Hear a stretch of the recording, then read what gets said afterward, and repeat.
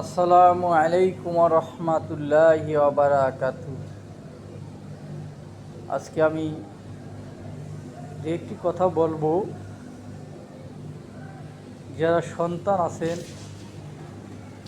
অবশ্যই শুনবেন।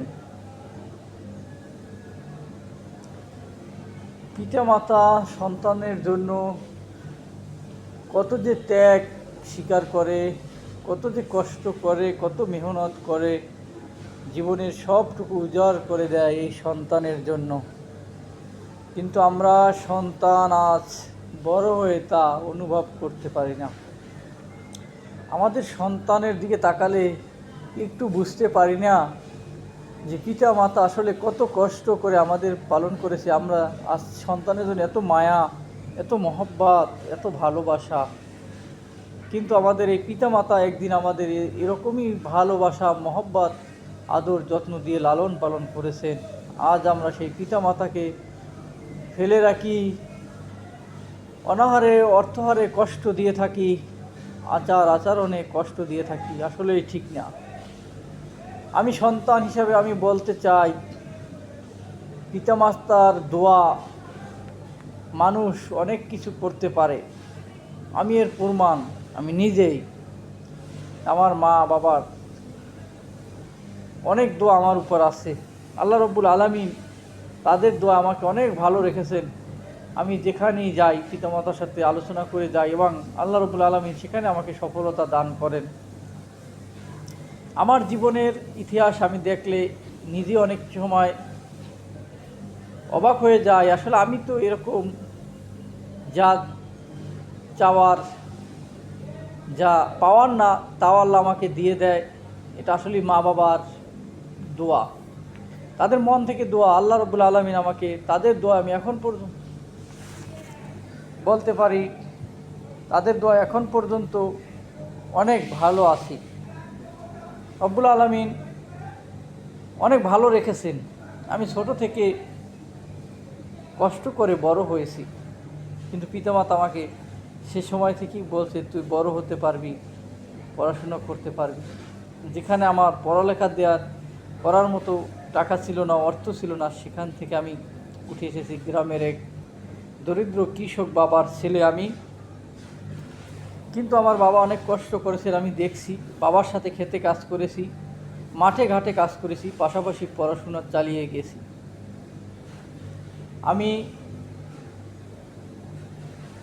মার্কেটিংয়ে MBA করছি, BBA করছি এবং ঢাকা ইউনিভার্সিটি আন্ডারে 7 কলেজ যে সেখানে ছিল, সেখান থেকে আল্লাহ রব্বুল আলামিন আমাকে MBA করাইছে এবং ছোটোখাটো চাকরি একটা করি। যাই হোক, আল্লাহ রব্বুল আলামিন ভালো রেখেছেন। এই সফলতার পিছনে বড় কারিগর হচ্ছে আমার পিতামাতা, তাদের দোয়া। তারা যদিও আর্থিকভাবে সচ্ছল না, তারা যদিও আর্থিকভাবে আমাকে সহযোগিতা করতে পারে নাই, তারপরও আমি বলবো তাদের যে ভালোবাসা, তাদের যে দোয়া, মন থেকে যে দোয়া, তারা যে মন থেকে উজাড় করে যে দোয়া আমাকে করেছেন, আল্লাহ রব্বুল আলামিন সেই দোয়াকে কবুল করেছেন এবং সেজন্য আজকে আমি এই পর্যন্ত এসে পৌঁছে, যে পর্যন্ত আসা আসলেই একটা শিক্ষিত পরিবার থেকেও অনেক সময় সম্ভব হয় না। অনেক শিক্ষিত মা বাবারাও তাদের সন্তানকে সুশিক্ষিত করতে পারেন না এবং ভালো একটা সন্তানও তৈরি করতে পারেন না, যেখানে আল্লাহ রব্বুল আলামিন সে রহমত দান করেছেন এবং আমার মা বাবার খাজ রহমত দোয়া আমার উপর আছে। আজ পর্যন্ত আমি বলতে পারি যে আমার পিতামাতার এই দোয়ার কারণে আমি আল্লাহ রব্বুল আলামিনের কাছে শুকরিয়া জানাই যে আমার পিতামাতার দোয়ার কারণে আমি যাই আছি, সব কিছুই আমার পিতামাতার দোয়ার কারণে। তাই আমি বলবো যে ভাইয়েরা, পিতামাতা থাকতে বুঝেন না পিতামাতার দোয়া কতটা প্রয়োজন। আমি বুঝি, আমার মা বাবা এখনও আমার জন্য দোয়া করেন। বললেই, আমি কখনো বিপদে পড়লে আমার পিতামাতা আমাকে আল্লাহ রাব্বুল আলামিনের কাছে দোয়া করেন। আমি দেখছি অনেক বিপদ থেকে আল্লাহ রাব্বুল আলামিন আমাকে বাঁচিয়েছেন।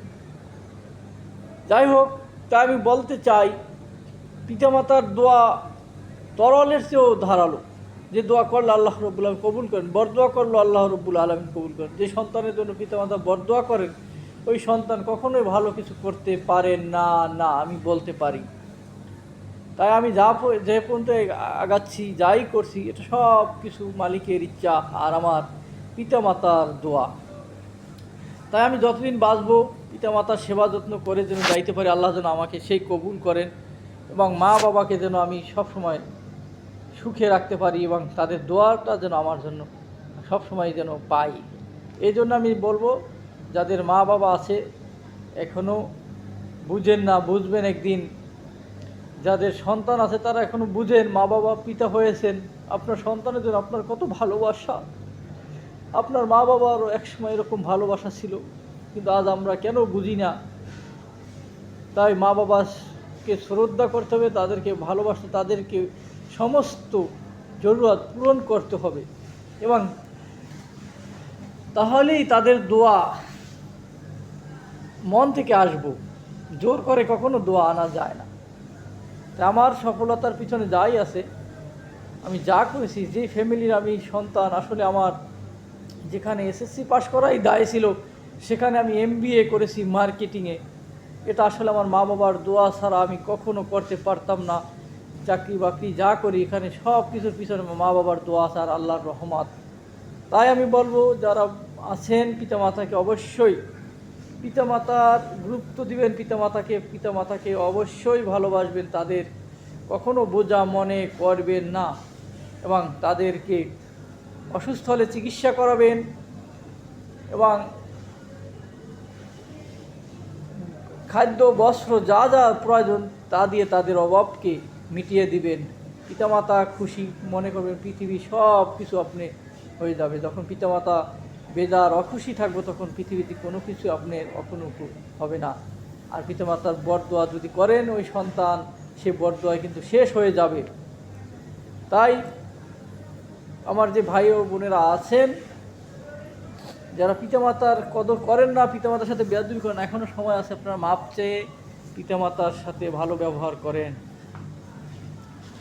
যদি বিশ্বাস না হয়, একবার পিতামাতার সাথে ভালো ব্যবহার করে দেখেন, পিতামাতার সব কিছু মিটিয়ে দেখেন, তাদের দোয়া কতটা প্রয়োজন এবং তাদের যে দোয়া আল্লাহ কীভাবে কবুল করে তা বুঝতেও পারবেন না। তাই আর বেশি বাড়াবো না, এখানেই শেষ করছি। ভুল ত্রুটি হলে ক্ষমার দৃষ্টিতে দেখবেন। আল্লাহ হাফেজ।